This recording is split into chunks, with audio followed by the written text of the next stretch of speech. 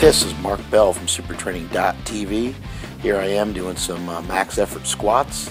Decided to push the weights raw a little bit on this day. You got the safety squat bar going off of those chunks of foam there, as you can see, sinking into that foam a little bit and coming back up. Got my slingshot multi-purpose wraps on there from howmuchyoubench.net. I like to throw those on for some of my raw work and some of my heavier sets. Here we got Ryan Cove doing some reverse band work, it looks like. Got, on this day I did kind of a Thompson style squat where I just added chain to each set. I was also trying to squat really wide. Wasn't worried about getting low. I was worried about getting wide, working on those hip baroos, trying to build up the hip flexors. Here's Damon. You can see him getting a little forward on those knees. You want to try to avoid that as much as you can. You want to try to sit back into it to do a legitimate real box squat. I did about 5 or 6 sets of 2 reps and then worked up to some singles. Here's David Baffis going, again with the reverse band. This whole group's doing reverse band work.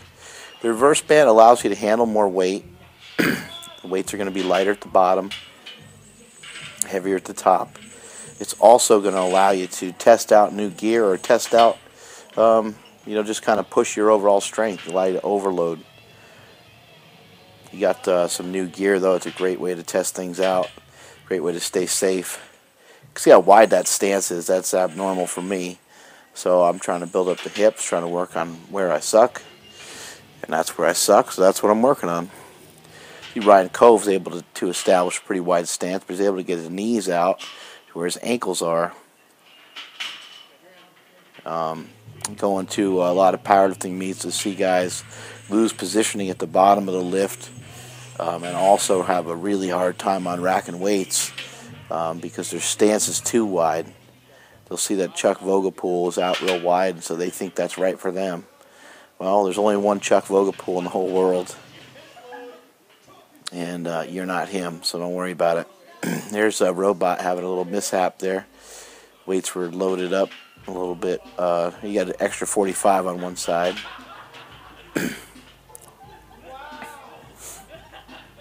Robot got some sweet depth on that one. That's what he's laughing about.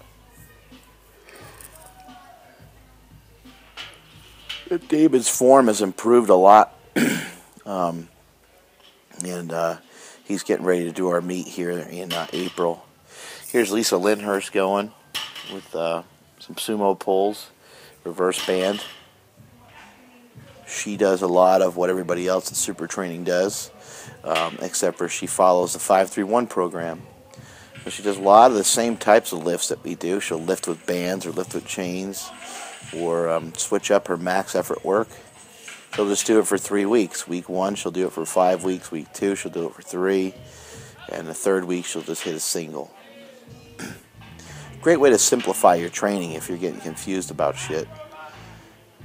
Just, you're doing something for 3 weeks, and you're going to record those lifts, and then try to match that and beat it the next time you come around to it. There's David going with a different type of suit now. He's testing out some different gear. Like I said earlier, the reverse band's great for that. If you want to be good at the sport, you're going to have days where you're testing stuff out.